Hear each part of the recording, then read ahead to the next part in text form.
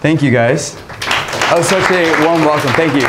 I'm very excited to be here. So I'm Kaushik, like Kathy, and thanks to Kathy and Tiger and the team for putting this together. I really enjoy coming and talking to students. You know, I think there's a lot. The world of business, the world of finance. There isn't kind of a straightforward career path a lot of times, and kind of what you want to do. It's not like a medicine or or something else where there's kind of 3 years of this, 2 years of this, etc. So obviously, humbly, fortunate to have the types of experiences that I've had. So if that's helpful to you guys, happy to talk through all of that, and then let's make it interactive. I'd love to hear more about your own questions, concerns, trepidations, or just things that you're thinking about as you're thinking about careers in finance. So roughly for our session, let's make it very interactive, but we'll just there's a quick agenda. I'll go through some of this stuff.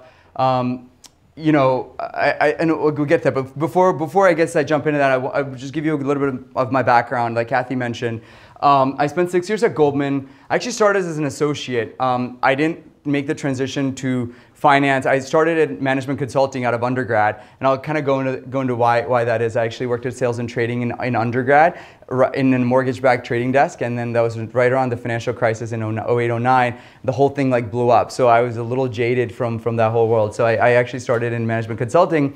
Then I realized I wanted to do banking, or finance. So I started Goldman after business school.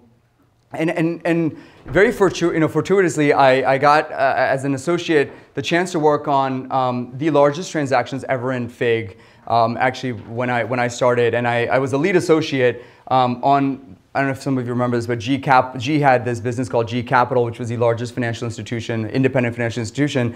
And then Goldman was the lead advisor globally to help them figure out strategic alternatives, which in this case meant sell it. So I led that for Goldman. I also led our IPO of this Synchrony Financial, which was the largest IPO since Facebook, and also one of the largest ever in FIG.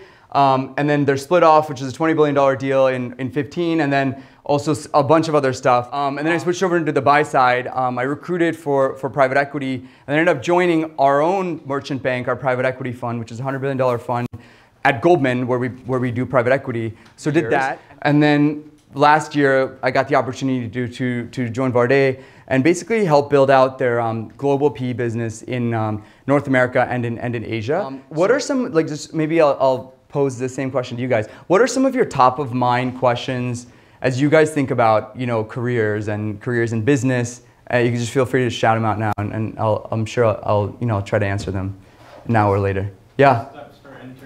Steps for entering. Oh, that's very broad. So you are a computer science. But freshman, right? Sophomore, right? Okay, cool. Steps for entering. All right. So entering what? Entering. First, figuring out what you like. Okay. So if you know that business is a side for you, yeah. Getting that exposure and then trying to enter, to get into what skills should I be developing. Okay. Yeah. Okay. So question is tips to enter business careers.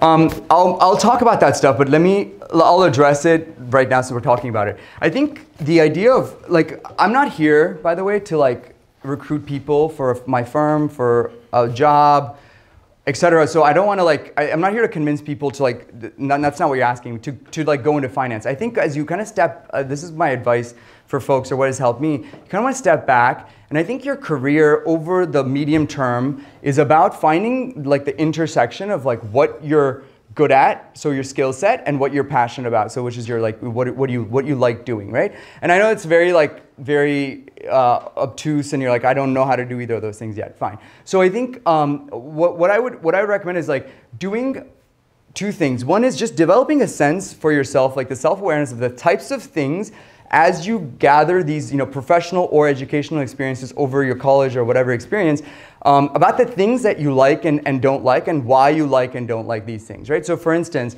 if you do a group project and you really like the financial analysis part of it, or you really like the technical analysis part of it, but don't really like the sales and marketing side of things or the operations, whatever it is, try to distill down in the types of activities that you're doing, what you actually like and don't like. And it's gonna build up over time, right? So that's the first thing. And then the second thing is really develop an understanding of what these careers are. So the first part is self-introspection, self-awareness. The second part is an understanding of what are these careers. So you get this, you get this thrown a lot. Oh, investment banking, sales and trading, private equity, whatever those are in finance. And outside of finance, whatever else.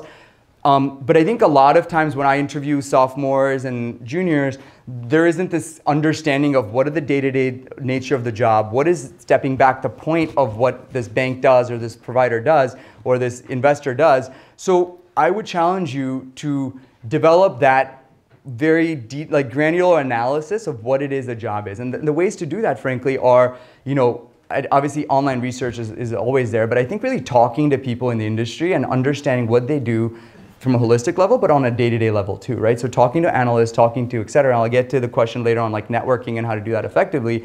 But so that's kind of 2A, and then 2B is really just doing internships and doing like on-the-job type training, right? I think comp sci or like technical, I get, when I go to schools like this or, like MIT, for instance, has very like strong, like technical, so the students are struggling around, like similar to your question around like, I have this like interest in technical nature of things, but I also maybe have an interest in finance. So I would challenge you to like find if finance is something you want to do, like find technical nature with jobs within that. There's a lot of trading, et cetera. So explore these different avenues now. You're a sophomore. With the mindset, I think you should have a mindset for your sophomore summer to find a job, some job in like that rough like landscape, and we can get into how to do that and things like that, but that's kind of how I think about it. Self-awareness, understanding of the landscape, and then actually action of getting an internship. I think putting those three things together a year from now or 6 months from now, you'll be in like a much better shape of your own awareness of what you want to do. Is that helpful? Yeah.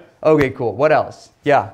So what made you switch from management consulting to finance? That's a good question. Great question. So the question was, what made me switch from management consulting to finance? I think, as I look back, management consulting was an excellent place to start my career. As I think, because I think anywhere is an excellent place to start your career if you have a good understanding of kind of what you're getting into, and B, are able to get out of it the things that eventually like make you kind of a better professional.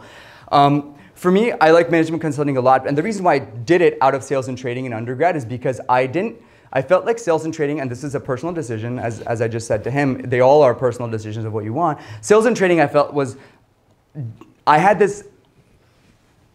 I wanted to understand companies and strategies at a more holistic level. And I thought that something like a consulting or banking would let me do that because they're more strategy focused and understanding like what a company does, why it does what it does, what are the strengths and weaknesses of certain business models, et cetera. That's exactly what consulting gave me. What consulting I think was lacking for me personally was the transactional nature in a very kind of high pace, which I was actually kind of seeking. Therefore, I switched over to finance and M&A. That said, I think there's avenues of consulting that do a great job in giving you that, right? Giving you like transactional natures. Just for me, it was something where I was like, all right, I'm ready to be challenged in kind of a different way in consulting. But I think, are there people in here looking at consulting? I know some of the freshmen are super early, and this is like very, very early on. You just joined school. But consulting is something you should explore because I think management consultants effectively like are providing advice, strategic advice to CEOs and the C-suite on their strategic problems, similar to what bankers do, but on the banking side, it's more with a financial type bent than it's on the strategy bent. But is that helpful? Okay, cool. What else? Yeah. How you started cultivating an investor's mindset while you were still doing M&A? Yeah, that's a good question. So it's actually, the question is, how did you develop an investor's mindset? It's a very mature question, actually. So it's like, well, how did you develop like an investor's mindset while you were in M&A? I'll say this. When you're a junior person in banking, like you guys might end up being an analyst or even consulting for this matter, you're very focused on like, this is what you need to be doing, but the nitty-gritty of how to get the job done very effectively, very efficiently, but you don't have as much time to like step back and think about, all right, is this company like a good business? Like, has a good business model? Like, what are the strengths and weaknesses, et cetera? And I think I challenge myself and challenge all of you guys as you're in that position to take a step back from your day-to-day financial modeling, analytics, et cetera, and understand like, because the first question, if you're going to interview for a PE fund, whether it was at Goldman or where else, the first question I'm going to ask you is like, what are the types of deals you worked on? Let's go through that. The second question is going to be, will you invest in this company that you advised on, right? So, and then we'll have a 30-minute discussion on like why, or why not. So I think understanding, like as you're working through things, because you're privy to a lot of the behind the scenes, like financials and the business strategy meetings, et cetera, developing a point of view, basically like and investing is like, not just the company itself, but in the arena that it works on. Like, what does the industry landscape look like? Who are the other people that are doing it? What do the other people that are doing it do better or worse than this company? You know, what is the strategy of this company? So all these things that you have to evaluate as an investor that you may not have to evaluate as a banker. So would you put your own like capital to work in this company?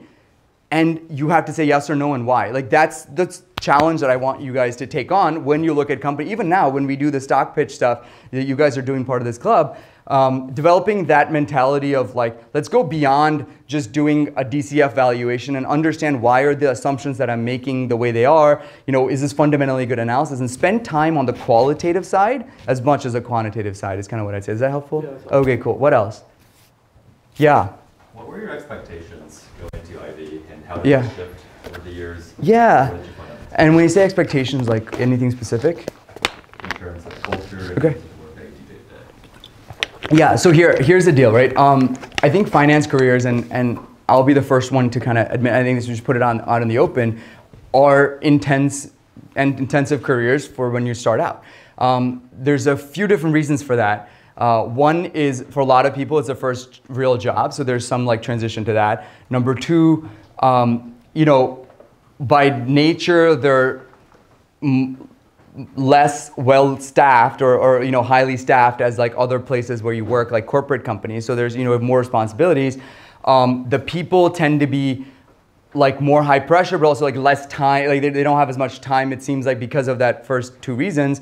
And then number four, you are doing transactions which are very, I'll call it like kind of reach the C-suite of these companies. So for those reasons, I think it ends up being a reasonably tough transition for some people to like be in that mode like week one, week two, and just put kind of into like the wolves kind of thing.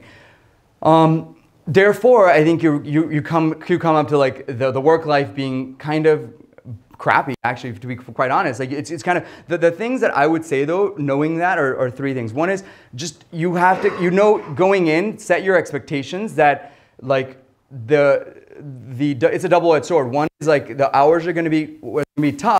Not the job is tough, but you're also transitioning for those two reasons. But I think the flip side is you will learn a lot. You have this accelerated time frame of 2 to 3 years to learn a lot, whereas maybe if you went to other careers, you may not have. I mean, I'm not, every career is different. So that's a personal decision. Right? I want everyone to go into these careers, whatever careers they are, with a good sense of like what they're getting themselves into. So for me, it was a little bit of expectation setting, but I think still then, every day is so different. I think the hardest part for me, to be honest with you guys, is just the vacillations of the day-to-day. Like you work with so many different people because you see a lot, so many things can go wrong. Like that's how I think about things. Like what could go wrong today? You know what I mean? Like just because you're like, things that go right, and you do your best to go right. But I think there's just more opportunity for things to go wrong just because you're doing so many different things.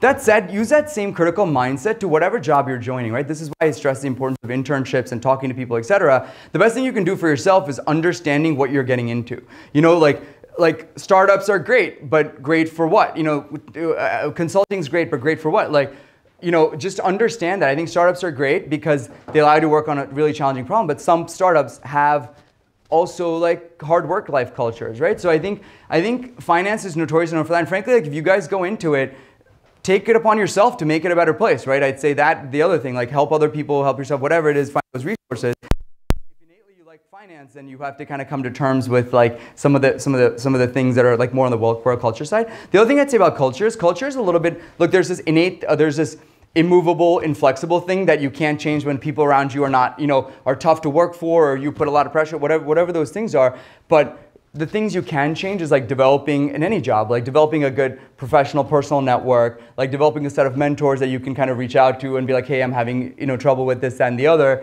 whatever it is that, you know, and then carving out things that you can do. So for me, after the first few months, I was like, look, it's really important for me to like have 1 or 2 days to do X, Y, and Z. Like some analysts are like, hey, I really need to go to the gym, X, Y, and Z. I really need to meet family, whatever the case might be, carving that out for yourself, and then being somewhat like, don't give in. You know, like that's what you need. Like those things are important to you, whether it's your personal health, whether it's whatever the things are, and kind of develop your structure around that.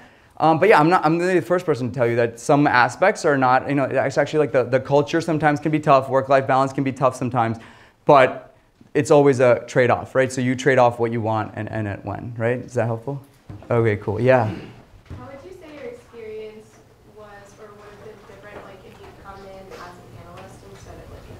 Yeah, it's a good question. So, and I'll say I came in as an analyst in the consulting place, so it's slightly different because it wasn't like a GS, for instance, for an analyst or whatever. I will answer that question kind of two ways. The first is like the one thing as an analyst, which I think is really one of the hardest transitions for people to make is like in school, for instance, you're coming out and you have like study groups, you have TAs, you have whatever. But here, especially like a place like any of these firms you guys looking at, whatever, you are the person who's responsible for that piece of analysis. There's no one looking over you. There's no one who's gonna like, there's people that initially check your work and stuff, but at the end of the day, you are the owner of that thing, and you're expected to, if you're running a financial model, you're expected to know like everything that goes into it, like everything that comes out of it, and like all the different scenarios, all that. So I think the biggest kind of challenge a lot of people have at the analyst level is that ability to now step in, dive in, take that full level of ownership over like a certain thing with the knowledge that, look, I'm responsible for it. So if something goes wrong, it's kind of on me. So I'd say that. I think as an associate, it's a little bit of a different challenge, right? As an associate, that is equally actually part of it, that you have to kind of manage an analyst or a process in that way, but you're also responsible now for managing a team, right? So it's a little bit of a different skill set. So I built a lot of the analytical skills I needed to in consulting and then translated them over to an associate skill. But there your responsibilities are different, where you are coming in, managing a team, managing a deal, managing senior people and junior people, right? As an analyst, you're only kind of working with your associate, where as an associate, you're managing your group of analysts as well as now the MDs and VPs and all that stuff. So I think, but then at the same time also running the analytics of the deal. So the associate is kind of a precarious position for that reason, but I think an analyst is much more intensive from a technical perspective because you are spending about 60 to 70% of your time financial modeling or running analytics, et cetera. So you're really expected to hit the ground running in that type of analysis. Does that make sense? Okay, cool. Yeah, I thought I saw another hand somewhere. Okay, anything else? Anything else? Yeah. So you talked about some of the differences between all these kind of different fields that you've been in. Sure. And a lot of them, it seems to be like, there are distinctions between them. A lot of them require similar skill sets. And if you are,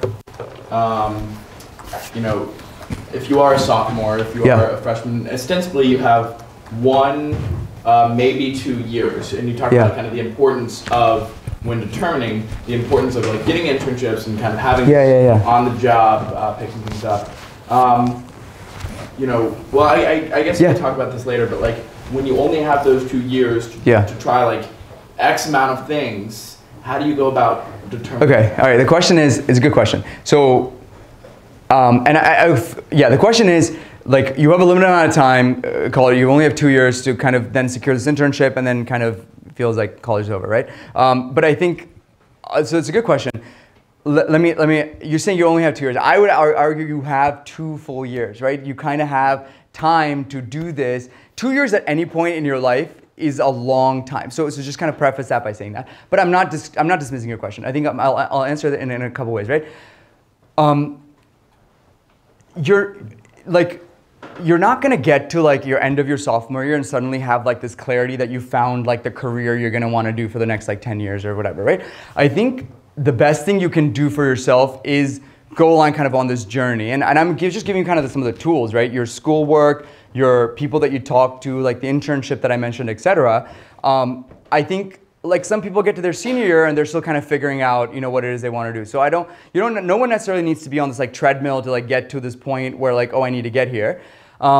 At the same time, and also I think the other thing for a lot of the freshmen in the room, like you just got to college, like enjoy like college. At some point I'm gonna like bar freshmen from coming to some of these talks because I think it's like, I don't want it to be excessively like pressure driven. That's not the purpose of this. I think I want to like shed light on this. But to your point, like I think a lot of the time when people end up in careers that they don't love or they find things wrong, whatever, and every career has an element of things that you don't like, or job has things that you don't like, is because they haven't spent the time up front like understanding the things that they actually get challenged by and like are actually interested in and whatever, right? And we all have different criterias for what we call success, and I think those will evolve over your career, but I'm just saying use some of this time up front to understand what it is for yourself. And the other thing is like, the other question I get a lot is like, oh, I don't know where to start with like getting an internship, or I don't know where to start with like, you know, how to network and stuff. I will just say this.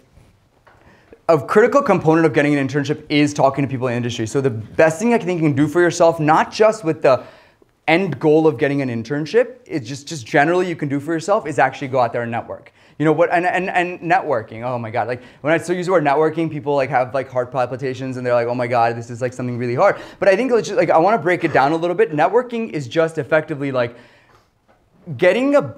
developing like relationships with people who work in certain careers for ultimately two purposes. One is to understand better what they do, and B, present yourself in a way that makes you kind of a good candidate for that, potentially that firm, right, or that place. And so that's the other thing I would say is a lot of times I think your sophomore year is a great time to start getting out there, talking to people in these various industries you're like interested in, with the intent of like learning more about them and the intent of like getting an internship.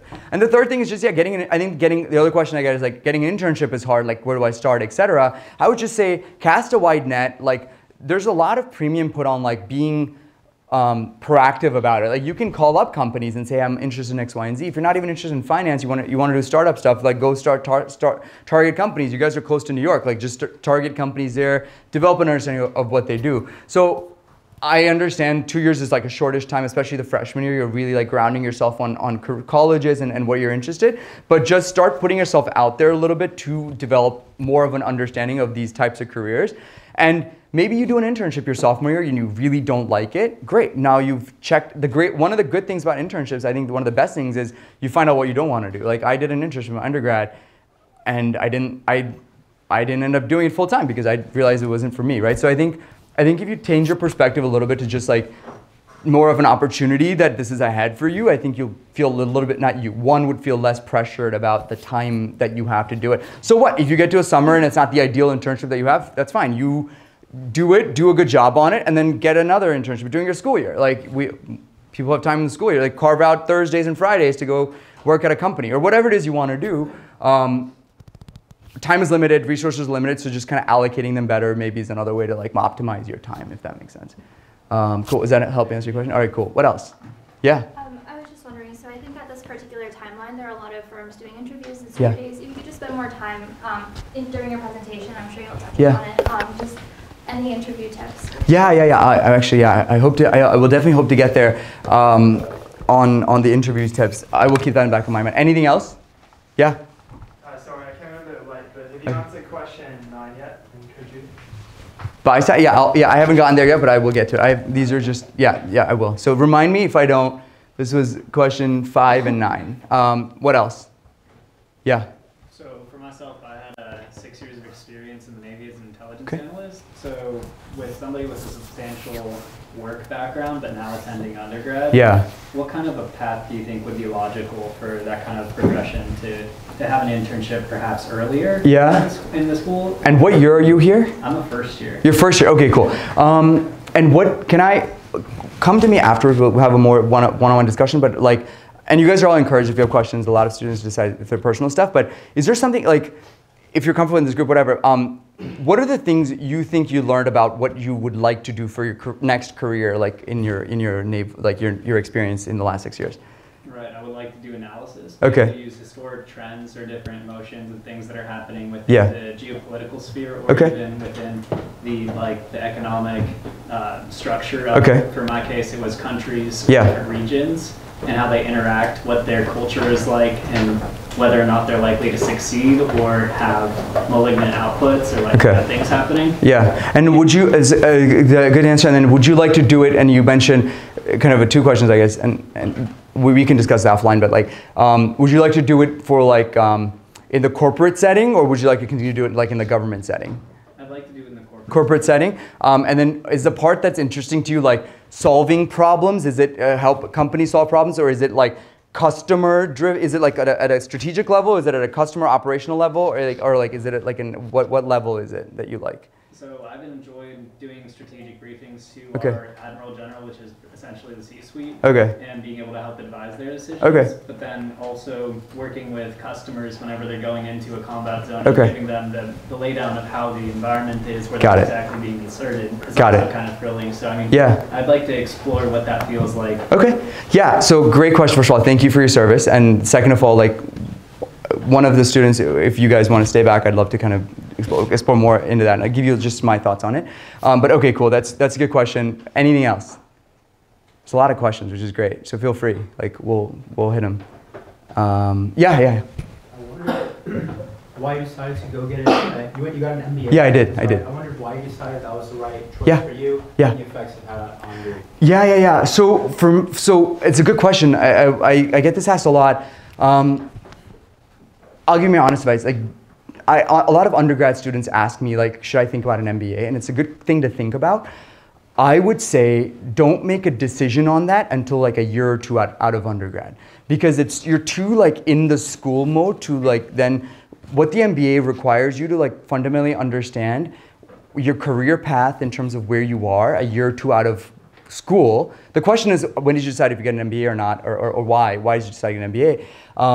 And I think the MBA, in my mind, requires for the best justice for yourself. A lot of people say like, think about it now, whatever. There's 2+2 programs and stuff. We can get to that later. But like, I think you have to get a sense of like working in the professional field and understanding the things you actually like. Why the goal of the question is, why do you want to get an MBA? For me, it was I wanted to make a career switch from consulting to investment banking, and the most accelerated path to do that was to go get an MBA. And I did it because the minute I realized, and this speaks maybe to me a little bit as a weakness, but like the minute I realized that management consulting was not going to be my long, so I looked ahead and I was like, let me get an MBA. And I ended up getting an MBA like 2 years out of undergrad, which is at Chicago. I was like probably one of the younger people in my class because of that. But I think, again, you determine that, right? Whenever you want it. If you wait 2 or 3 years, the average age to get an MBA these days is like, I think 4 to 5 to 5 years out of undergrad, right? So I think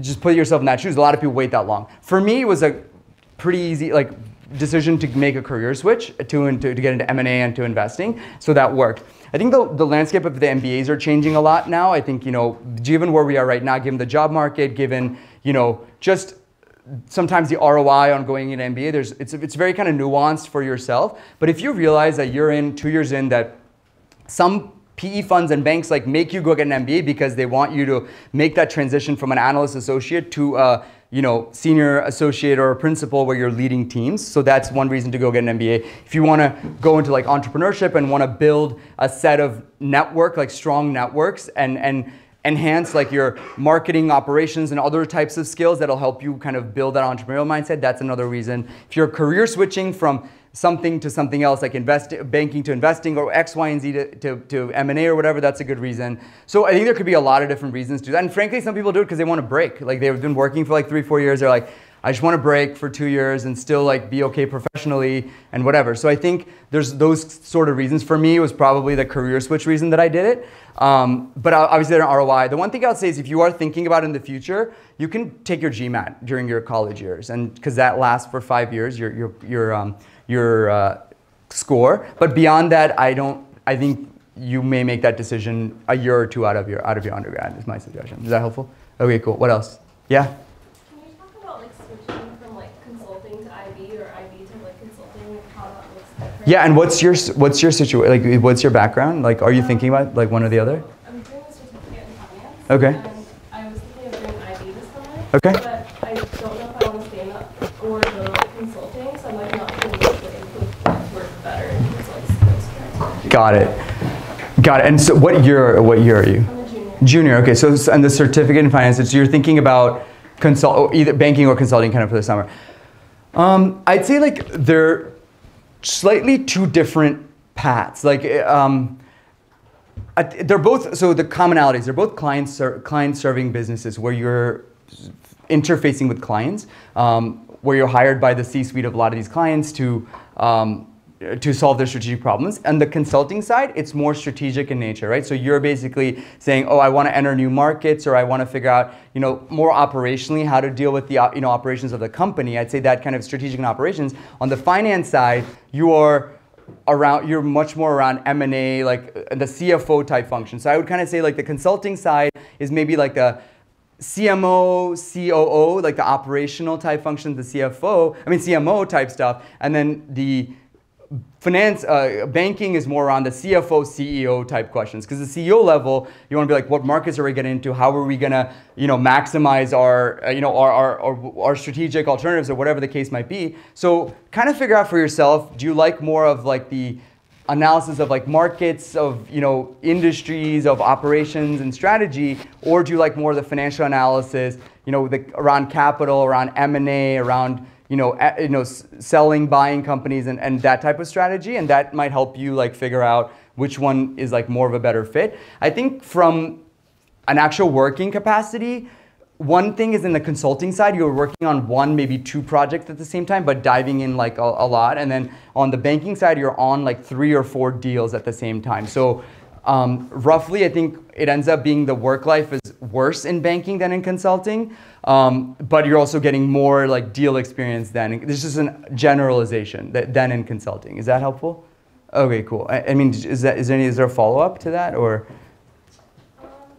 Okay, cool. All right, cool. That's all right. What else? Scanning the room, scanning out. All right, cool. I think like half of you guys asked questions. So anything else before we dive in? All right, cool. Let's keep going. All right, so investment banking. So I touched on a lot of this, so I'll make this pretty quick. As an investment bank, it's helpful if you guys are recruiting for investment banking, especially the internship cycles are getting earlier and earlier. So people are recruiting kind of, for next summer, like end of your sophomore year or, beginning of junior year. So one thing that becomes critical is when I look for candidates, or when I used to look for candidates at Goldman, is an understanding of the job. And there's 3 things. One is your understanding of the job. Number 2, why you think you want to do the job, right? So your self-understanding. And then number 3, like putting together a set of experiences that show that you can do the job. So for number 1 and 2, understanding of the job and also understanding of why you want to do the job, I'll spend a minute on, it is important to know kind of what it is that you're doing. So as I mentioned to the question in the back, as an investment bank, you're hired effectively to provide strategic and financial advice to the CEOs and CFOs of these large companies that you work for. So it could range from any type of transaction, like you're looking to go into new markets, you're trying to buy a separate company, you're advising a private equity fund on selling their company or buying a different company, you are divesting a group of businesses or within a company, you're taking a company public or raising capital in the debt markets, you are doing divestitures, you're doing bankruptcy. So like any of these things fall under the financial advisory. So that just is literally any corporate transaction ever to happen. So it's kind of a broad array. And if you work over the summer, or full time in banking, you will get to do a lot of those things for the different clients you work for. But as an intern or an analyst, I think this question got slightly touched on earlier. What do you do? Your work is primarily revolving around supporting the team and supporting the deal around financial analytics and the transaction as a whole on a process side. So I'd say 75% of your time is done doing analytics, financial modeling, understanding of companies, going through 10Ks and kind of building these financial models, operating models, et cetera. And then the other 20-25% is around managing processes. So if you're doing a sell side, you're essentially managing like all the communication, interaction, et cetera. So that's more of a kind of program project manager type of role of the deal. And then one other thing helpful to understand is the interplay between the different groups you'll be working at. So again, stop me if you guys like know, but like there's difference between like M&A functions versus industry groups at different banks, capital markets, LevFin, et cetera. So just get a good sense of what are the types of groups and parts of an investment bank, and then where you think you'd fit in and where you think you want to work at. A lot of times you don't have as much of a choice because it depends on like the types of banks and the roles that they have, etc. But do give a sense when people ask you in interviews of like what industry groups you're thinking about or what groups generally, have an answer for that or just know what's going on, right? One thing I encourage all folks, I think especially the analyst level, if you can get global exposure in some way, do it. Because I think one of the best things I did early on was get a good, I worked on a deal at my management consulting place, which is a global deal, which is in South America and North America. That really helped me understand, like it put it on turbo, like the things we deal with here, now you're dealing with 3 or 4 different countries and just understanding the dynamics between that, I think really is something that benefited me. We touched on work-life balance and culture already, and I will skip the case study for now because I think we're kind of short on time, so we'll keep going. Anything on and there's a lot of stuff on space. Anything on banking that people want to just illuminate on just the function of banking or the functions in banking or investment banking? Okay, cool. So we've conquered banking. Cool. So let's keep going. Networking. All right, we touched on this earlier. How many of you guys like kind of understand what networking is and maybe I don't know, just understand what networking is? Okay. So about like a third of the room. How many people are like have trepidations around networking of some sort and like just like aren't sure or whatever, like just general questions around it? Okay, so some in the back. Yeah, so you have trepidations about talking about networking. Okay, that's fine. So what are your main like questions around networking? It's like what do you guys want to talk? I mean, it's an open forum. Like, yeah. Good. So in the 5 minute, 10 minute time you meet them, right? Okay, cool. Good question. I'll get to that. What else? Yeah. Kind of like how to do follow-ups. Okay. Yeah. Good question. So, question is when you have short period of time to do networking, how to make an impact, how to do follow-ups. There was one here. Do you have one? Oh, like how to distinguish yourself from the rest of the crowd. Okay. Yeah. Okay. How to distinguish yourself. What else? Yeah. What are the best places to find? Okay. Yeah. What are the best places? So sources. Yeah. What else? Yeah. So what is the kind of ideal time frame to spend meeting each person at a very busy networking event? Okay. Good. Tactically. If I don't get to that, like let's stop me again. Yeah. And quantity versus quality. Yeah. Like, should you be casting a wide net or trying to find a few people and really going in deep? Good question. Like just how deep and broad you need to be. What else? Anything on? What else? No. Yeah. The balance between establishing,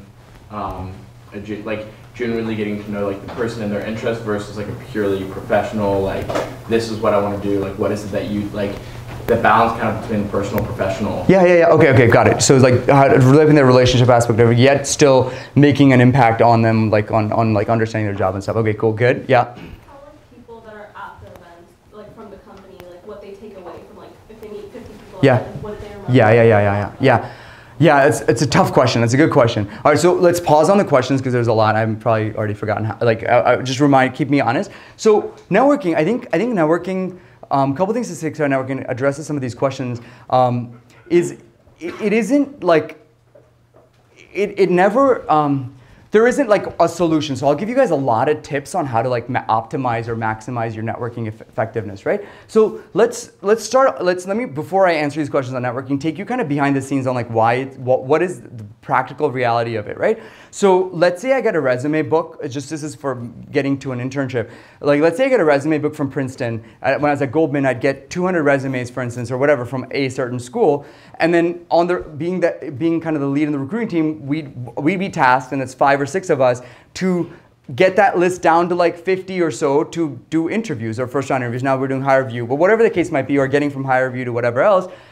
And the 2 components that go into that are resume review, what's on your resume, and then so once we go through the resumes, we say, okay, X, Y, and Z, great resume, great candidate. I think we spend a lot of time in those meetings. We deliberate for like a few hours when we go through these resume books on like who on the recruiting team or broader teams has met these candidates and like what is the impressions that have been made on these candidates. So we'll go through the resumes, and then there will be ones that are great, and then in order to get to 50, we'll have like 20, 30 more spots and maybe like 50, 60 in the maybe pile, then we go name by name. Has anyone met this person? What has been your impression of this person? You know, what have they done well? What have they not? Do you think they'd be successful, you know, as a summer intern or et cetera? And when I mean like networking isn't going to get a job, it'll help you in the 50-50 decision. That's what I mean. I mean like, if you make good impressions with people that you meet, they will will tag you, and then we'll be like, okay, this person, even though on their resume they may not have like the greatest set of experiences, we think are a cultural fit or made a good impression on 1 or 2 different people, and so let's pull them into the pile. So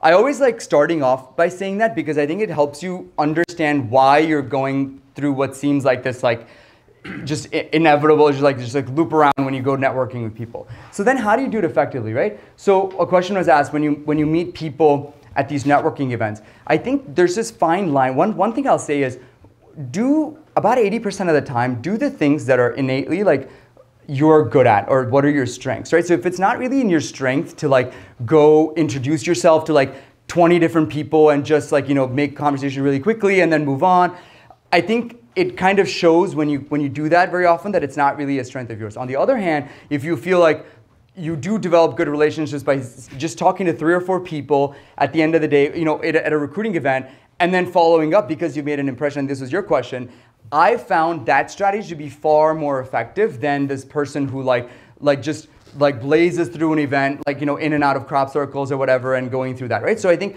do what is, but also like, don't have a strategy, but then be willing to be nimble with that strategy. Like if you're in a networking session and you've met 3 or 4 people, it's 3/4 of the way through and you haven't really made a great contact with them, I think then fine, branch out, meet more people, get more contacts. Another thing related to that, you're not gonna have the same experience in every single session. There's gonna be people and firms you get good feedback with during the session. There's gonna be firms that just for whatever reason you didn't have as much traction. So the question was asked on like casting a wide net, etc.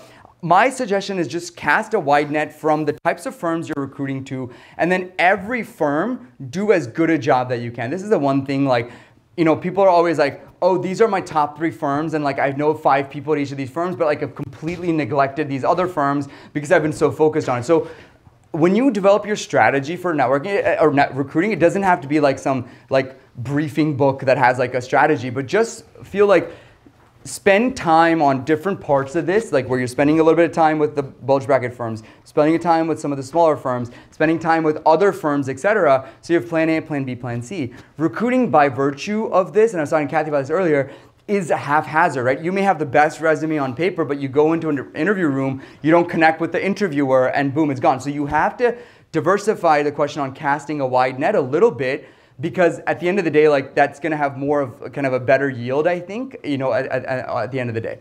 Then let's get to like the outreach. So there was a question that was asked on the outreach itself.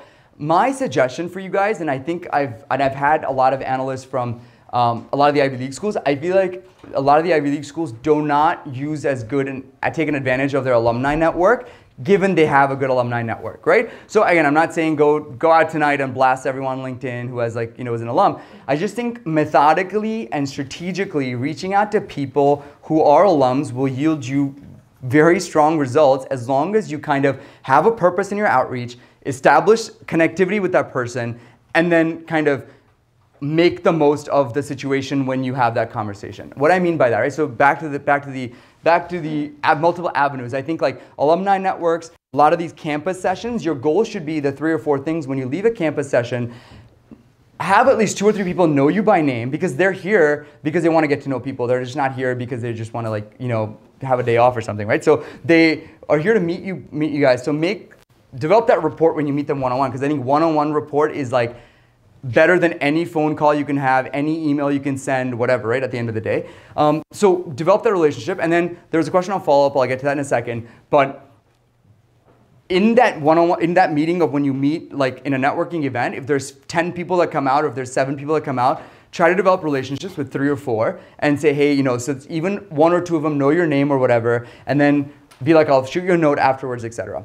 So that's one thing, networking events. Number 2, LinkedIn, or number 2, let's do alumni network. So I think you guys probably have alumni like databases and stuff. Like methodically reach out to people But I think your outreach here, you haven't met these people live. So now it's going to be a little bit more strategically. I think you say, look, I'm X, Y, and Z. This is a little bit about me. I'm in the Tiger Investment Group. I'm in XYZ Group. I'm really, really interested in investment banking or investing or trading or consulting or whatever the case is because of XYZ. Maybe you don't give a reason necessarily. You have to make this a huge thing. And then say, look, I noticed you did this one, and this is super interesting to me what you did. Obviously you were in Princeton alum, so there's that connectivity, and then I'd love to grab some time. So I'd love to grab some time on the phone or whatever it is. And the more like personal, the more connective you can make that email to your own experiences with theirs, the more chances you have for a response. But I think alums have a soft spot for their students. So I think I've noticed even I'm a Chicago grad from grad school, but I don't see that level of like people reaching out to me. Not that I would respond to everyone anyway, because everyone feels like they're busy, but you just increase your odds of people responding to you. The other thing to know is don't like be worried if people aren't responding. The hit rate on these things on just cold even alumni email is probably like 15%, right? Whatever the number is, 15-20%. So be persistent, don't be pushy, but be like, play the game where you just kind of keep at it. If you send like 5 emails this week, no one's responding, no worries, just 5 more emails next week, right? So I think it's important to just be persistent, but also like be realistic. If you feel like you've reached out to every alum at like XYZ Bank and they're not responding, maybe internally they've decided that they've kind of moved on to other candidates. So just kind of read the situation, use your time effectively during the process. And there was a question around follow-ups. I think follow-ups around, especially when you meet someone, great to like, in your mind, go off to the side after that crop circle, write down 1 or 2 things this person said. Like, I worked in healthcare, I worked on these X, Y, and Z transactions. Then when you follow up tomorrow or tonight with like, hey, it was great to meet you, really nice to hear that you worked on like Johnson & Johnson's, blah, blah, blah, whatever, they'll be like, okay, this person like paid attention to what I was saying. There's some connectivity. There's like a 50% greater likelihood I will respond to that email than someone just saying, hey, we met last night, we'll be good to go coffee. I'm like, we met last night and you still don't have anything to like, you know what I mean? So that would be like, okay, like this is gonna be like painful, right? So I think just these little things that you can do to like just develop relationships is important. What did I miss in networking? Was there some questions that were asked that I tried to cover all of them, or yeah. Yeah.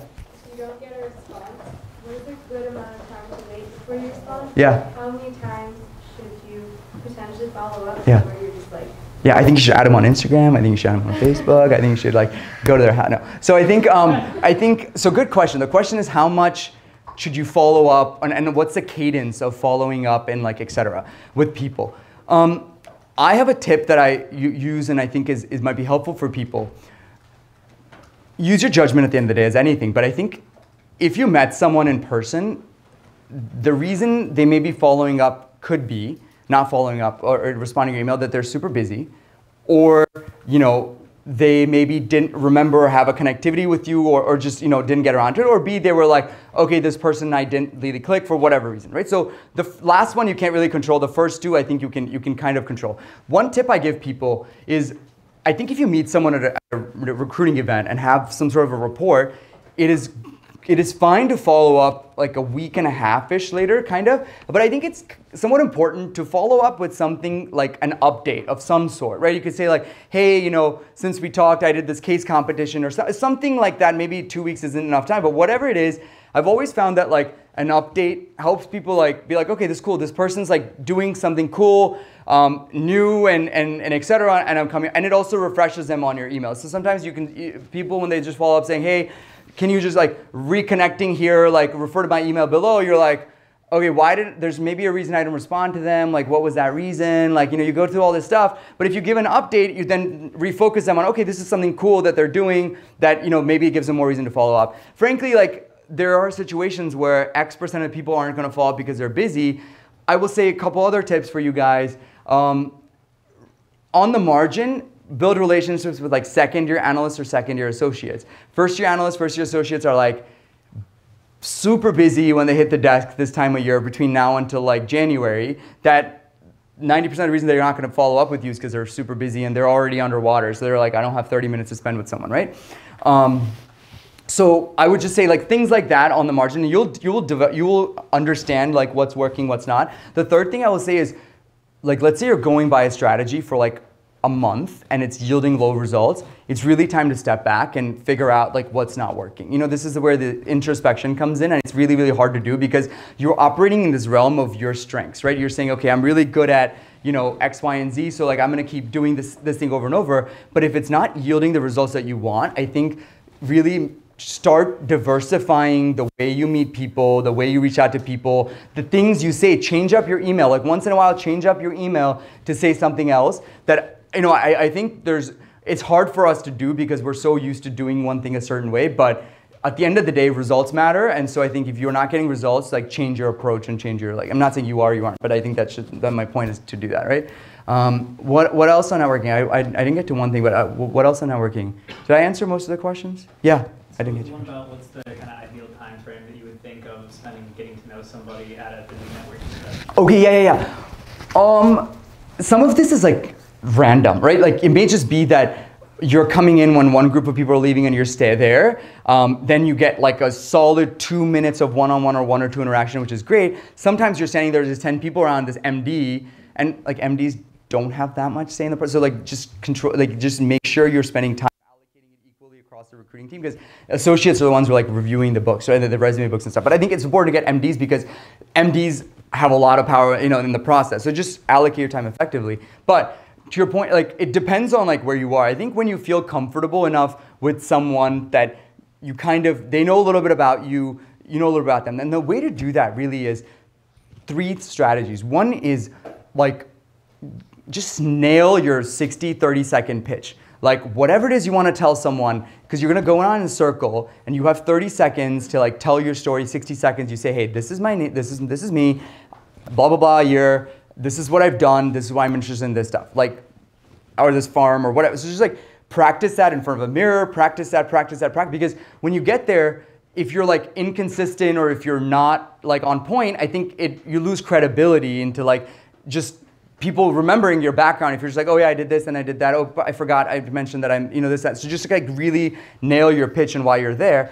The second thing is just develop questions, right? Like if you guys know who's coming to networking events beforehand, just don't stalk them and be like, hey, like whatever. But I think if you know industries they're working on, you know, JP Morgan worked on these transactions, like it's helpful to know a little bit about their transaction, like a little bit about, ask good questions in these sessions to develop that understanding. Again, there's a fine line between like being over eager and like being super, you know, oh, I know everything kind of thing versus doing it. But I think doing that. So I'd say like if it's an hour session and you have 30 minutes of like intros or whatever, and you have 45 minutes to 30, 45 minutes to meet people, I'd say like 4 to 5 minutes per person is like valid, because you're going to be in a setting with other people. It's awkward to like leave when you're done asking your question and stuff. So prepare your pitch. Have 3 or 4 good questions to ask inevitably about something or another. And then like try to get a card or whatever, or say, hey, you know, whatever. I think that part, a lot of times people run out of cards and stuff. But if you've done the first 2 and just had some sort of an impact on someone, you don't need to stand there for like 10 minutes. I think that's kind of a long time to stand talking to someone. Okay, there's a question on the, did you have a question? Okay, no, I thought everybody's hand. Any other questions so far on networking? I want to move off this topic because at some point, but anything on networking? On the actual event, on the actual meeting, when this is more around, you guys will also, in addition to these events, have informational sessions. You'll reach out to people and set up like 10, 15 minutes on the phone. Those are harder because you haven't met this person. So I think there really, onus is on you to, in that 10 minutes, really kind of prove the why they should kind of hang up the phone and put you on the list. And again, let me take you guys behind the scenes, right? If I get a call, and I was saying Kathy this earlier, if I get a call from someone in some industry group at Goldman that says, hey, I talked to Kathy, she was great, you should put her on the list, or she was great, most likely, I'm not even gonna look at her resume. I'm just gonna put her on the list, because it takes a lot of work for a banker to, first of all, respond to the email. I know it doesn't seem like people in banking think they're super busy. So respond to an email, then take a call, spend 10 minutes, then pick up the phone, call me, or send me an email saying this person's good. Clearly that person's made an impact on you that is worthwhile. So really important to treat these calls that you have with people in the industry as kind of pseudo interviews because they could, I mean, they may not hurt you, but they could really help you, in some ways. So that's the other thing I'd say. So for that, prepare a lot. One thing I see a lot of people doing, and I feel like you guys have had a ton of questions, keep them coming, but all these things I feel like are like things I wish I'd known, is I see a lot of people get on the phone with me or whoever for 10 minutes and just say, hey, can you walk me through your career? Or something like that. They say their intro, which is great, and then they say that. And then 8 minutes will go by, and I just gave them like this whole spiel on where I am, and they just lost this entire opportunity to like tell me about themselves, right? So handle these in like bit-sized pieces. Be like, hey, I noticed you'd made X, Y, and Z transition. Someone asked that question earlier. It was a good question. What was the hardest part, whatever, or I noticed you worked on this deal, like whatever, etc. Where if you can kind of bite-size these questions, it A, helps you come across as being thoughtful and coherent, but also allows you to like interject, be like, oh yeah, and then they'll be like, yeah, have you, tell me about yourself. What is the deals you work on, whatever, and then you can kind of start talking about stuff you're interested in. So I just say that, kind of plan these out in a strategic manner that'll help you. So, okay, we're at 6, which is, okay, we'll keep going. Like, there's at least resumes and interview I want to do, but I may just go quickly through these unless people have questions. Resumes, who's already started putting together resumes and like thinking about it? Okay, a lot of precocious freshmen, that's great. So what has been like the biggest, this is great. What has been the biggest, like, what are you guys thinking in terms of like, the one question I'm gonna get is I don't have enough experience, so I'll get to that. But like, what are other things you're thinking about in terms of resumes? Yeah? What sort of stuff to put and what stuff to leave out? What to leave out? Yeah. Okay, what are you struggling with? Well, as in like, just because you want to keep it concise. Yeah. It's like, what accomplishments and experience should you prioritize over Okay. others? Yeah, okay, good. Question is, what do you leave out and what do you put in? I'd say just roughly, let's say on average, let's say sophomore, juniors, that's what I'll solve in this room. If you have a work experience or 1 or 2, you'd put in there and kind of make them, and I'll talk about how to structure them, but like, have like 3 bullets per section, but that's very, very, and I use the word construct here for a reason because I've seen a lot of resumes, and I think I've probably reviewed thousands of resumes at this point based on over like my career. The one I've noticed a lot of like just mediocre resumes because they haven't been like constructed thoughtfully. It's not just like putting and dumping like all your experiences on a sheet of paper, which you guys won't do, but understanding behind the scenes, like what am I looking for as a recruiter for banking? So I put a slide together when I was talking to someone else on like the 4 or 5 things I really look for in candidates. And back solving for these on your experiences is a good way to kind of think about that. And I'll get to this in a second. Actually, I want to finish the prior slide. So construct it, and it's really how you present it. I've seen a lot of resumes that make like very meh job look amazing, and like the other way also. So construct it and how you present it, focusing on action results. And again, put yourself in my shoes, and I'll take you behind the scenes again. I'm reviewing 250 resumes, right? In a short period of time, 200 resumes. I maybe have 2 minutes max to spend on individual resumes. So I see a lot of resumes that say like situation and action. Like, oh, company was going in a, not exactly, but like, during a bankruptcy scenario, stressful environment, develop financial model, etc. So I think if I'm scanning a resume, literally the left side of the page, like if I see a lot of situational stuff, it's not as impactful to me as what you actually did. So like develop financial model that did bankruptcy analysis for a complex blah, blah situation, I think is more effective because it shows me, okay, this person did a technical analysis that I'm looking for, so checkbox there. So don't like wait for me to give me the answer, just give me the answer, right? So just kind of structure it that way. So focus on action and results, and I'll kind of that. And then depth and experience is your question on what to leave out, what to put in. Like if you're a sophomore and you have like 4 things under the work experience section, like really evaluate if all 4 of them are like that like deep, then you want to really talk about, etc. On the flip side, I have people, undergrads that tell me, hey, I started this company in high school that I'm really proud of. Okay, great, put it on there, that's fine. But like, just case specific, but don't need to put like every little thing that, not that you're going to, but just kind of be judicious in what you use. So that's what kind of depth and experience matters over the number of experiences. It is humble self-marketing. A lot of folks are afraid to do that. I think do it humbly, but this is a page that at the end of the day is like people are going to look at and evaluate your candidacy, right? So just be realistic and be, but be impactful in kind of what you say. And the last thing if you guys, I get this asked a lot, hey, I don't have relevant experience, so I have you got two choices. You either position the stuff you have as relevant, or you go get experiences. You know, so like there's kind of no other two ways about it. So I'll get to that, and it's not a cheeky way of saying it, but I think realistically, like, don't operate in this mindset of, oh, I'm just a sophomore, I don't have experiences. If you think that's a thing that's lacking, like, go get it. You know, there's a lot of avenues to go do that. Again, I'll keep going. Building the best resume, again, I won't spend a lot of time on this. Analytical ability, you want to make sure your resume captures these 5 things in one way or the other. Analytical ability, which is like ability to solve some sort of complex problems. Again, you can do it in your education, you could do it in experience, whatever the case might be.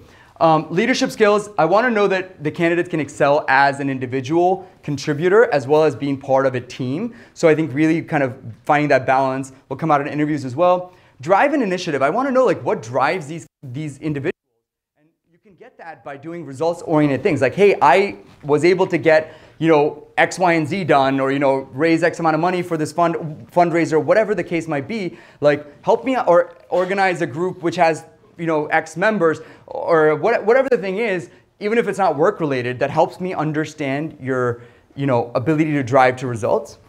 Interest in finance, this comes in, like a lot of people are like, oh, I don't have a finance like experience or in work internship. If finance is a career you want to pursue, then I think groups like this, you know, personal things that you do with portfolios, you know, certain certifications you guys might pursue, whatever the case might be, that shows that, look, I am interested in this career, or this type of career is going to be really helpful. And lastly, communication, I think, again, more in the interview, but just being able to succinctly put 3 bullets together on an experience is important.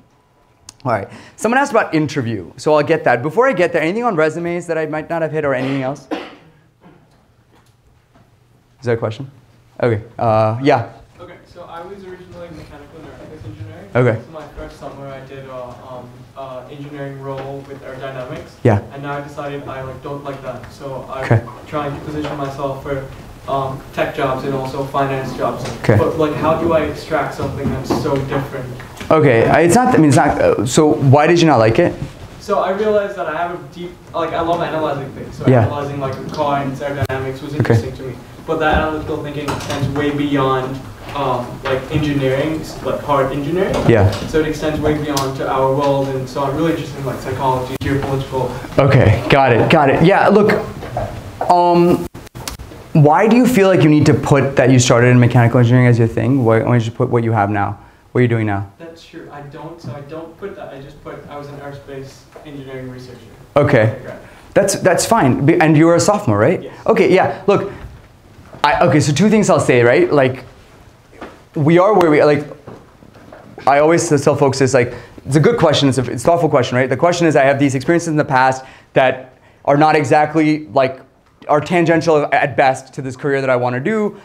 So how do I position that? Like, so 2 things. One is, take the positives from the things that you're learned that are, like, actually, you know, related to the job. So you're in engineering, you're doing, you know, analytical thinking, problem-solving ability, you know, data, technical analysis, etc. And I think you write about those things in your resume. Like the aerospace engineer, you know, built blah, blah, blah models, you know, analyzed, whatever you want to say from that mindset. Yeah, sure, it's not going to be as impactful if someone coming from a banking background, but it's fine. I think it's positioning that in a way and then overcoming that by saying you're in these type of groups, you're doing all these other things. Again, it's not at all, it's not actually as a freshman, like to have a solid experience of some sort is great. And then you say, look, I was exploring these careers. I liked X, Y, and Z about it, and you know, there's things that translates to why I'm interested in finance, and just leave it to that. You know, like when you have these discussions, I would just say, look, don't run away from that. You put it on your resume, be upfront with what you did, but then like maybe that it makes you more valuable to like an industrial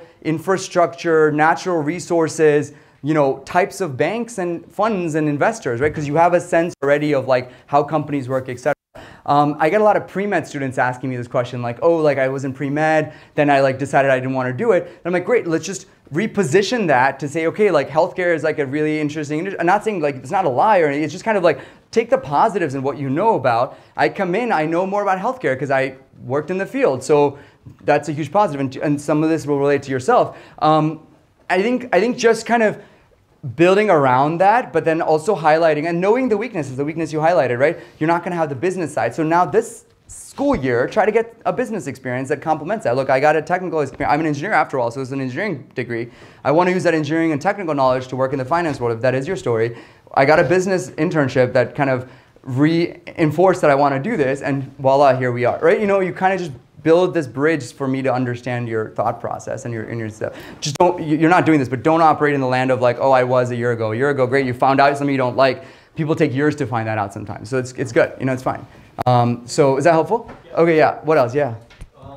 Say, like, so from myself, for example, say you've got like, had 3 or 4 jobs. Yeah. And one of them is only actually relevant to the job you want to get. So I've only had one job that's relevant to finance. Yeah. Should I be listing the other ones on there, or should I just forget about them? And what career are you looking at? Well, so I worked in a wealth management firm, but I mean, possibly banking or just anything. And what year are you? I'm a junior. Junior, okay. Yeah. And what the other jobs are unrelated because they're not in finance, or They're not like, I mean, for example, one of them was a rowing coach. So, okay. I mean, I think that's great. I actually think that's like a leadership type role, right? So I think, again, just figure out, like, that's a good question. So I would put the rowing coach. What else is on there? Like working at a catering company. Okay, in what capacity? As a bartender. Okay, so maybe, and what's the other one? Swim coach as well. Okay, cool. So some sort of like athletic kind of coaching type thing. So great. I think the wealth management thing, awesome. Obviously put that on there. I think the rowing, etc. Yes, for sure. And frankly, it's fine to put the last thing like in the catering industry as the end, and kind of. I don't think it's a big deal. The only thing is if it's like a and what are you doing the wealth management thing? Because I want that section to be a little bit more like stronger. What are you doing there? Well, so I just did asset allocation. Okay. And met with like clients. Okay, cool. So asset allocation with clients, and then so your bullets should read roughly like, you know, did you some sort of analytics? Like, did you build a portfolio of some sort? Or did you help with the building of portfolio? Yeah, so I'd say like, you know, like whatever that is, like that first bullet around like that portfolio side of things, and that includes portfolio allocation, right, or whatever, or help develop strategy for portfolio allocation. So first thing is like built this or help build this or whatever, built the portfolio allocation, then like interacted with clients, blah, blah, blah, blah, blah, or X number of clients, blah, blah, blah. And even the portfolio allocation, you should say like portfolio in equities, like just put more meat around that and then talk about what you actually did in these interviews, right? So I think I'd focus on really, and then do your research now, or are you still in that job or are you done with that job?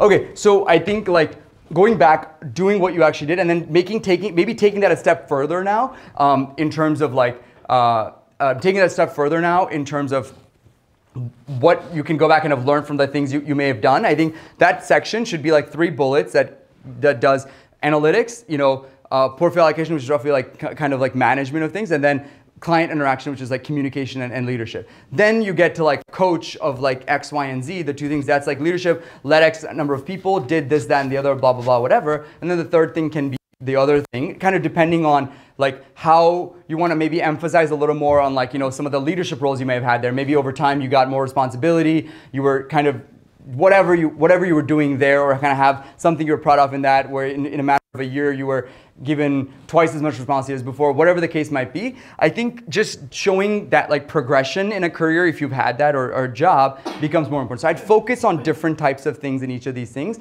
such that whatever slide I had before on like, the things you're trying to highlight, you kind of highlight different things. Does that make sense? Okay, cool. 1 second. Okay, cool. Let's keep going. Interview. Who had a question on interview? You did. Okay, what was your question? I was just wondering if you could kind of focus on like the best way someone can prepare, because Princeton is kind of a liberal arts college, we don't really have technical preparation, the best resources to look at, especially if you're kind of in a time crunch before technical. Okay, yeah. Okay, so the question is, okay, and you're looking at banking, right? Yeah. Okay, banking. What do you think, in terms of if we're doing an interview like after this at 6:30, like, what do you think you'd be good at, and what do you think you need to work on? I think that I think I'm good at like a lot of conceptual understanding. So like, why is the DCF important? Yeah. I feel like I understand intrinsically what it's doing, but I don't know the technical, like this is like what we need to do first, and then this is the second step. I got you. Okay, so your question on technical. So I'll say this about banking interviews for a second, right? So technical questions to me are table stakes, and I'll say this. What I mean by this is, I will do, let's say I do 30 interviews in a super day, for instance, today, and I'll ask 5 or 6 technical questions. So it's like, what, valuation, let's walk through like, how does a cash flow statement relate to the balance sheet, to the income statement, or like, if a company has, X, Y, and Z growth, like whatever those questions are, thank you. I would do that, and then if a candidate doesn't nail them, I think it would be really hard for me to extend them an offer. So I'll start with that. So my point there is, the part you can super control within is technical. So what I would do if you're in your kids are in time crunch, like get like a Wall Street Oasis, like one of those like 200 questions in a thing, and like go through all of them and like understand. Are you taking any like finance type courses? Not finance, like any business type courses? Okay, so I think that's a great place to start, where because you understand conceptually how some of these things work. I think that's great, because a lot of times people memorize the answers to these questions, and I think that's a wrong way to go, because effectively, like, if I ask a slight variation of that question, you're screwed, because you're like, oh, that wasn't in the guide, right? So I think you just have to like conceptually understand things. The best way is take a guide and go through them and try to understand what it is. Second thing, build a model. Like, I think go online and like, you're not going to be asked to do this in an interview, but chances are if someone says take this financial statement and then build a cash flow model with that, in order to understand what's actually going on there will require you to like think about a lot of these different things. There's some guides where they take you step by step in doing these things.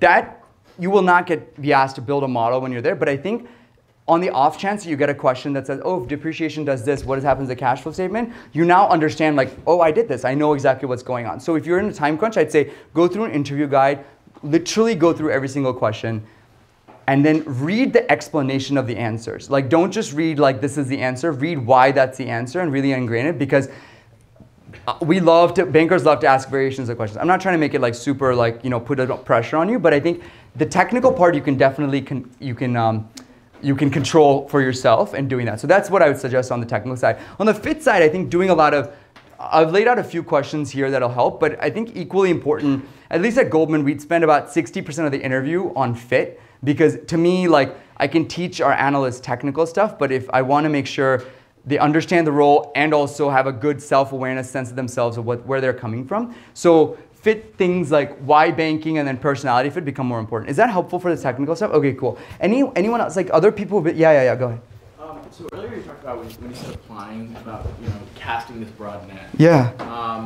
But assuming that most interviews will have technical questions, and assuming that yeah, it's going to take time preparing for and looking at these technical questions. Yeah. I almost like I feel like I'd worry about like casting too wide a net and not coming back with any fish, because I'm taking like, you only have so much time and you're allotting like X amount of time preparing for this type, Yeah. if you're, so like kind of So two things. One is, you have to allocate it. Like if you're like spending 100% of your time recruiting, and then the minute you get a job, then you're like, oh man, I only have like a month to like do technicals, then it's okay. I think you can still do that. I think if you have a sense, and when I say wide net though, right? If you're casting a wide net within the world of finance, within banking, for instance, the interview questions are largely the same. Whether you go to like a top bulge bracket or like like a middle market, I'll talk about the differences in them. But like, it's not like you're gonna have to be like, oh, like recite the history of the deals for JP Morgan since the history of time, like something like that, or like talk to me about this someone there or something. So they're all going to be like roughly similar. They're going to be in these 3 buckets. It's going to be why banking, why finance, why like personality fit, and then technical questions, right? Where you get to like consulting, it becomes more like case-based. And so then you need to also, if that's a career you guys are interested in, you should go through that path. And if it's entrepreneurship, if it's something that you're interested in, then I think that's a whole different ballgame. That ends up being more case-based, much more fit, personality. And if it's sales and trading, I think really is around your understanding of the markets and capital markets and et cetera. So you need to develop a view on like few markets you're interested in, like macro markets, currency markets, equities, bonds, whatever it is that you're interested in, and then talk about that. And then if it's private equity, then there's a separate thing. So most likely you're not going to be searching like for all 5 career paths at the same time, right? So I think generally within one of them, it's the same, it's similar. But yeah, I think you're right. When you're recruiting, it's just helpful to understand what is it involved in the actual interview of it itself. And I'll just touch on it for a second. Like I mentioned earlier, right? Networking or recruiting is happening earlier and earlier. Therefore, becomes a little bit, there's more onus for you guys as candidates to help us understand or help people understand why you want to do banking and why that's a good fit for you. Because maybe not every sophomore is going to have a lot of experience, like to your point earlier. So I want to try to understand, what is your knowledge of this industry? What are your own strengths and weaknesses? Like, why are you going to be a good fit? Like, why do you want to do this basically for the next few years? So that becomes really important. And I think good answers I've heard for this, right, are things like, again, not verbatim, but look, if it's banking that you guys are looking at, I'm just going to use an example. It's a career which allows me to get a lot of career and self-development in an accelerated time frame, working with very, talented individuals, smart individuals, working, on complex problems from some of the largest companies. Again, this is like a lot of buzzwords in one thing, but figure out a way to like loop that in. But like just that something that communicates that, yeah, I get it. Like it's going to be challenging to be working with hard, challenging people, but I'm really interested in this idea of like learning and solving these problems, and it's going to give me the best opportunity for self-development, right? So again, that kind of be a little like thoughtful in how you approach that answer, and then link it in. Look, I've done X, Y, and Z, and this is why I think I'll be good at it. That's the next question I'm going to ask you. Why are you going to be good at it? So I'm good analytically. I'm good whatever. I'm good with people. Whatever it is that you want to say, that's that.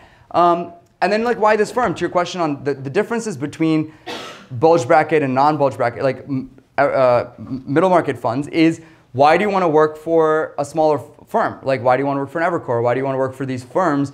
And you have to like help me understand that, yeah, I've met X, Y, and Z people, had a great, great relationship with them.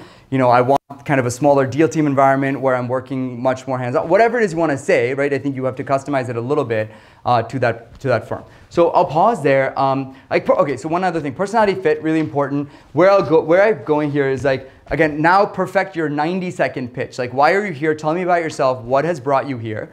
And then really an understanding of your strengths and your weaknesses. Like the weakness question I get a lot, I ask that a lot because it's a way to like help people understand their own self-awareness. So like things I'll ask are like, what is the feedback you've received? What would your team members say about you? What would your manager at your last job say about you? Like what is one thing you're working on, right? So the thing to show in your weakness question is highlighting things that you are self-aware in terms of the things that you're working on, but also showing that how you're working on it. So I think it's important to kind of show both. Again, I'm not going to belabor all this, but you can find an interview guide, but whatever. So that's the type of stuff I like to figure out when I talk to people. Okay, so I think it's almost 6:30. So there was. I'm not going to hit succeeding as an analyst. If you guys have questions, the two things I'll say are ensuring top quality of work, super important. Which means attention, especially when you go to summer internships and stuff, like you have 8 weeks to like do a good job. So like that quality of work and attention to detail, all that stuff becomes really important. The second thing I'll say, take ownership of something, especially when you're early on in your career. It's really hard to kind of step over the thing and then say, okay, I'm gonna be an owner here. Over the long term, it helps because as you start owning things, you'll get A, more responsibility, and then B, you become more like indispensable. Like once you start owning things, people are gonna be like, oh, this person she's doing a great job. So let me just give this to her and not worry about it. Now you are like invited to all the meetings, and now you're doing all this. So it's hard to do that. You're afraid to like make mistakes, all that stuff. But just challenge yourself to own things, and trust me, you'll be better off for it later on. There's a lot of other stuff that I put on that page, but we can deal with it later. Private equity. The only reason I'll touch this is there's a question in the back on buy side. Understanding that the majority of the room here is like freshmen, sophomore, juniors, and maybe you guys aren't as thinking about it yet. What was your question on the buy side? Yeah, in the back. Yeah. What was you asked the question about the buy side, right? No, what's buy side? Oh, okay. I thought you said number 11 on 9 or whatever on the first page. What was that? What was your question? It's about like small versus big firms, like different types of. Okay, got it. Okay, then I got turned around. All right, fine. So. Did I answer that question, small versus big? Okay, cool. All right, fine. Does anyone have any questions on private equity? Okay, yeah. I don't have a question on private equity, but I was wondering, like, starting out, if you rather go to like a boutique thing, like your Evercore, like Melissa, would it be more beneficial to start off at a big thing with like larger teams and like more people and like more things going on? Yeah. Look, I've worked with people, analysts who've been and associates and MDs and partners who've been very successful in both places. So I will say a little bit like, really don't think it matters. There's kind of small differences, and I'll tell you what they are. If you work at a large bank, you have more of like this formalized, like there's this training program when you start, and there's like a group of like 20 analysts you all start with in your group and things like that. But obviously, when you work at, when you work at a small firm, you may only have 20 analysts in the whole firm, right? So there's a little bit of like the types of, the depth of relationship or the breadth of relations we may have. You also have, there's more types of deals that are going on in banking, but there are also in larger firms, but there's also more people doing that. Smaller firms, middle market firms, end up doing more sell sides, or on the margin, like, sorry, not more sell sides, but more like strategic work and maybe less process work. So I think maybe if you have like that type of inclination, look, at the end of the day, I really think banking, like if you ask me about private equity, the experience is like very different across firms. If you ask me about banking, it's pretty much the same across like any firm you go to, like for the most part. I would say just like know the group you're getting into, like make sure the culture of the firm and the group like jives with you, especially at the smaller firms. Certain firms have like, are more notorious for having tougher work-life balances, right? So you have more clarity of what you're getting into. But at Goldman or JP Morgan or some of these large funds, there are certain groups that may have bad stuff, but you may not know that going in. So it's just a little more about kind of like knowing the unknown versus not knowing the known versus the unknown. Heart to heart, I don't think there's much of a difference. Like, if you love one firm versus the other, I don't think it's very much. That's my personal opinion. Okay, what else? Anything else? All right, we'll skip private equity. One thing I will say on PE is this thing, I've mentioned this earlier, in any investing role, hedge funds, even trading for that matter, the one thing I want people I recruit to like really give me is that investor mindset. So I asked earlier, someone asked about like, all right, I was telling you, understand if you're going to invest in that company as you're looking at it. That's what I mean, like develop that kind of point of view. All right, so that's kind of the end of it. The last thing I always do is like put a few key learnings that I have. I think I've covered most of these things, so I'm not going to like belabor this. But again, these are things that I wish I had known or things I've learned over my career as I've kind of gone to all these things. I challenge yourself, preparation, networking is important because of information and trust. Like intersection of what you're good at, I feel like I've covered all this. Think entrepreneurially, like make things better around you. Like learn non-financings, to your point, like you guys are, if you're going to the world of finance, it's going to be very different from what it looks now. So, the more skills you guys can have and the ways you can improve and enhance the world, in terms of the function itself, is you're better off for that. Mistakes, fix them before they become big. They always show up. I think that's the one lesson I've always learned. It's just like I've tried in the past where I'm like, oh, I'm going to ignore this, and then 6 weeks later, blows up in a huge way. Careers are 75% luck, I'd say, but put yourself in positions to be lucky. And then I'll go back to the first thing, like pursue things that make you happy. Like at the end of the day, understand that's the journey you're kind of on in your careers. Find the things you're good at and the things that drive you, and then guarantee you'll like come to a better kind of career decision. But I mean, obviously, you guys are on the exploration phase, so kind of do it in earnest. So I'm gonna end there. That was like a lightning round to the end because there was a lot of good questions, so I appreciate that. So yeah, no, I'm gonna stay back a few minutes. I'm sure people have questions. But yeah, otherwise, thanks for having me, and it was great talking to you guys. Okay? Thank you.